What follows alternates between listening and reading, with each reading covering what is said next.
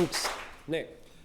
Okay, I'm going to bust my limit, probably, but anyway, here goes. It's such a big topic. I'm going to be looking at economics, culture wars, and WMD.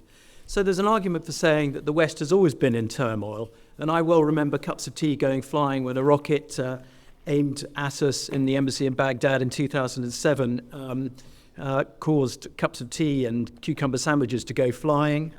Almost certainly that rocket was shot at the behest of the Iranians, and Tony Blair was due to arrive at precisely that time. Fortunately for him, but not the rest of us, he was late. Consider too the tempestuous events experienced by our parents and grandparents. But I think there are grounds for believing that we have entered a new age of uncertainty and danger, with heightened risks around the destabilization of the so-called rules-based order that we're so familiar with, coupled with a diminishing capability to manage those risks. So what's changed? I'm going to focus, as I say, on economics, culture wars, and WMD. On the economic side, the West, and particularly Europe, is characterized increasingly by debt and economic lethargy.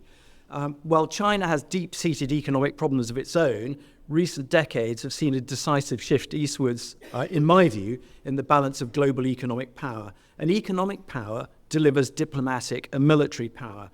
China is resource hungry, and competition for control over resources and trade has always been a potential source of conflict. And that competition for resources can only grow as the West commits to unachievable net zero targets. There's an argument too for saying that Western economic strength has always been rooted in the availability of cheap energy, and there is a real risk of economic disaster if we miscalculate on net zero.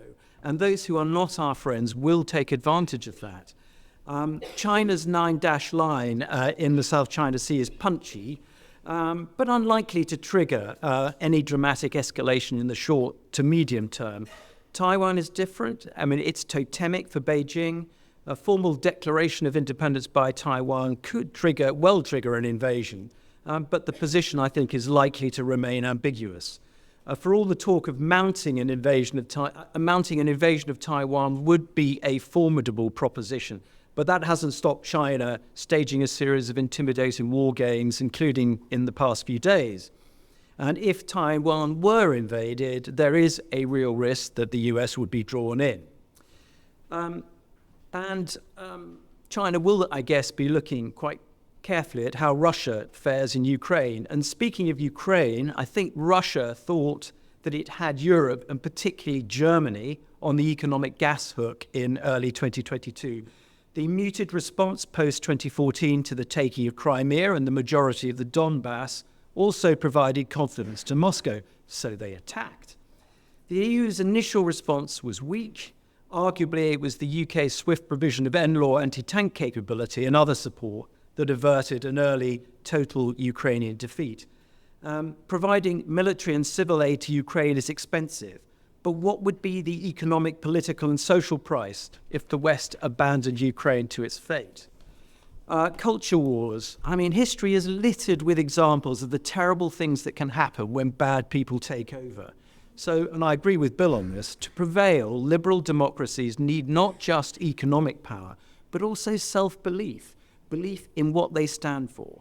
The present government accuses the right of inventing the culture wars as if the phenomenon was somehow a right-wing fantasy, but they are very real and a deeply worrying, relatively new trend. To those of us who have fought for the cause of freedom of democracy most of their adult lives, it is genuinely very scary indeed to see our own elite, for example, casually dismiss democratic votes they dislike as populist. I have served in nominal democracies in various places around the world where the corrupt ruling elites do precisely the same thing. Democracy is fine so long as I win and keep the power and the money that goes with it. This is not a recipe for liberal democratic success. Identity politics is undermining civil service impartiality, promotion on merit, and organizational effectiveness. And decision-making quality in both government and the private sector is suffering as a result. We risk exchanging the rule of law for rule by lawyers, as well as sovereignty for questionable decisions by ill-constituted foreign courts. And democratic accountability is being further undermined by the wholesale outsourcing of power to unaccountable publicly funded bodies, both at home and abroad. As the distinguished historian Lord Roberts recently pointed out, for decades the post-war institutions were strong enough to resist the battering that came from totalitarian powers from outside. But in recent years, a far more insidious danger has corrupted and wrecked many of them. The threat from within, posed by woke and leftist ideology and hugely aided by a lack of self-belief in institutions themselves. This will, or already is, having an impact on the rights and freedoms won by past generations. I'll just switch quickly to WMD. WMD has been a core concern for the West for decades. The UK, as I know to my cost, went to war on a false WMD prospectus in 2003 after all. US policy on Ukraine is clearly deeply influenced by an intelligence-driven calculus on the risk of provoking a Russian nuclear response. But the risks posed by WMD proliferation are, I'm afraid, growing over time. One might argue that India and Pakistan have more or less kept it under control, and that North Korea has been more or less isolated, but we learn recently that North Korean troops are now about to deploy to the Ukraine. Israel has the bomb, but as a democratic state, the only one in the Middle East. It has thus far demonstrated its ability to manage the capability responsibly. The problem is Iran. Iran has been a destabilizing force in the Middle East ever since Ayatollah Khomeini came to power in 1979.